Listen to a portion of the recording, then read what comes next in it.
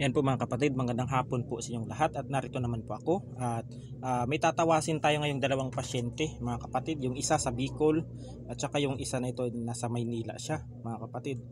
Yan si Ma'am Billie Jean at saka si Ma'am Monica. Yan from Bicol at ito yung isa ay nasa Maynila lang ito sa Montalban. Yan ang pagpasensyahan niyo na po ma'am.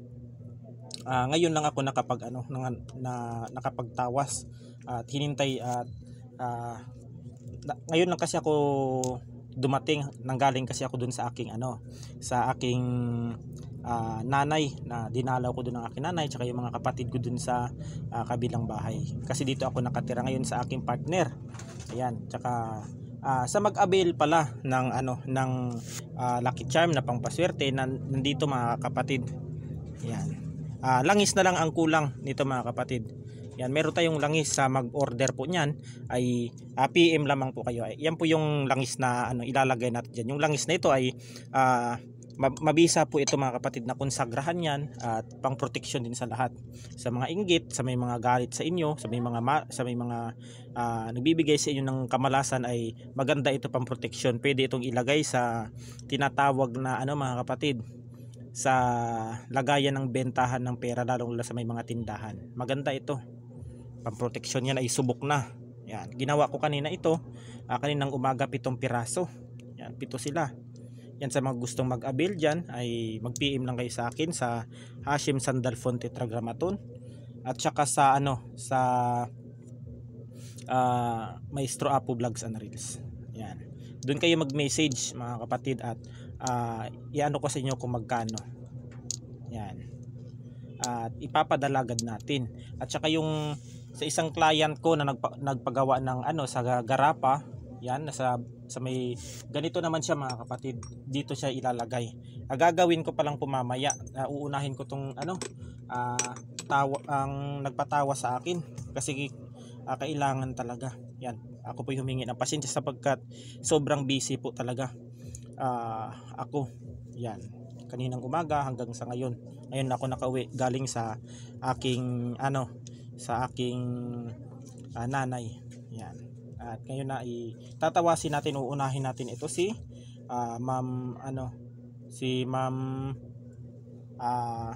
Billie Jean. Si Ma'am Billie Jean ay ang kanyang dinadaing ay masakit daw ang kanyang katawan. Uunahin natin ito kasi para malaman niya kung ano talaga yung kanyang karamdaman. Yan. Unahin natin si Ma'am Billie Jean.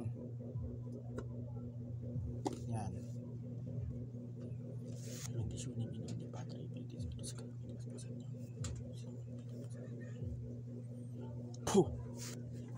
Yan, titignan natin kung mayroon bang gumagambala kay Ma'am Billie Jean.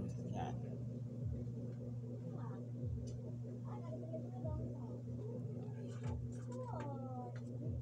Titignan natin kung mayroon bang gumagambala sa kanya kasi ang dinadaing niya sa akin ay laging masakit daw ang kanyang katawan. Yan.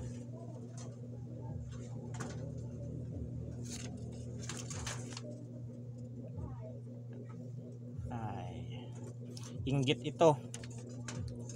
ito sa negosyo kasi itong si Ma'am Billie Jean na ito ay isa itong tinatawag na negosyante. Ito may tindahan ito. Yan. Sa akin din siya kumuha ng pampaswerte. Yan si Ma'am Billie Jean. Ito yung mabait na aking client, mabait, makadiyos din at malakas din ang paniniwala niya sa ating Panginoon. Yan, kaya siya kinakainggitan dito ng kanilang mga katrabaho. Ng mga kasi pag pinasok kasi natin ang mundo ng pagninegosyo mga kapatid, lahat ng kakompetensya, lahat ng sira-sira ay mararanasan mo. Yan. Paninira, kompetensya sa negosyo. Yan, minsan diyan nagkakagulo pa yung iba. Minsan sinisiraan, pinapagawan pa na magkanda malas-malas. Yan kalimitan pero yan ang mga nangyayari. Inggit ito ma'am, itong babae na ito, inggit ito sa iyo. Yan, kita nyo naman ang mukha niyan. Ayan mataray itong babaeng ito. Yan. Laging naka ano to, pag nakikita ka nito laging ano, lagi siyang nakangiti pag ano ka, pag nakikita ka nito dahil sa inggit. Naiinggit ito sa iyo, yung itong babae na ito. Yan. Makapal ang buhok, medyo matanda, tsaka medyo mataray itong babaeng ito. Diyan lang yan ma'am sa inyo, diyan lang yan. Naiinis ito sa inyo. Yung buhok nito ay makapal, yung buhok ng babae. Ayan, ang nakikita ko naman sa iyo sa physical ma'am, ang iyong katawan ay grabing pagod sa trabaho. Ang masasabi ko lang diyan, i-relax ninyo ang inyong katawan at ipamassage ninyo dahil yung mga nakikita ko diyan sa katawan mo ay puro hangin at saka nai-stress ka rin sa mga problema mo kung sino yung o mga ano mo sa negosyo mo, nai-stress ka. Yan, i-relax, ang ano ko lang, i-relax mo yung sarili mo. Itong tao na ito sa iyo ma'am ay naiinggit ito.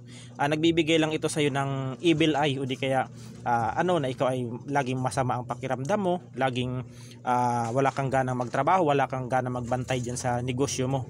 Ito yung ano niya, evil eye, inggit ito. Kalimitan inggit. Ang ano lang dito, kalasin natin at ang iyong katawan na yan, yung mga sakit sa iyong katawan ay dala yan ng pagod, stress, tsaka puyat. Yung iba ay ang nakikita ko dyan ay kailangan mo talagang ipamassage ang iyong katawan at ibigyan mo rin ng time para mag-relax. Yan.